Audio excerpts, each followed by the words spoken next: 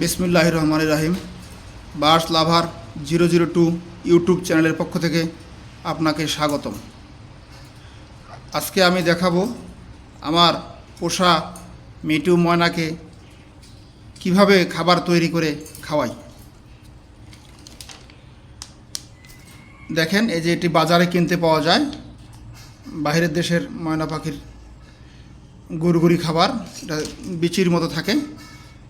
এটা আমি হালকা পানিতে ভিজিয়ে রেখেছিলাম আধা ঘন্টার মতো। এখন এটা বেশ তুলতুলে নরম হয়ে গেছে। এটা আমি মাখিয়ে নিচ্ছি। মাখিয়ে নেওয়ার পর এখানে আমি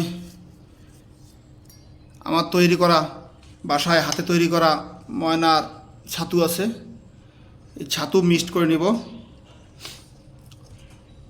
বাজারেও কিনতে পাওয়া যায় ময়না পাখির ছাতু।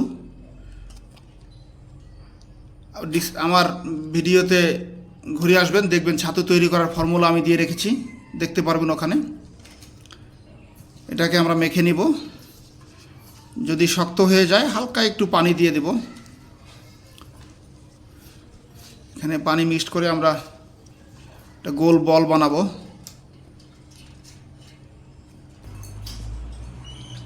আমার খাবার রেডি হয়ে গেছে মাখানো। এখানে এমনভাবে নেবেন আপনারা, বেশি শক্তও যেন না হয়, নরমও যেন না হয়।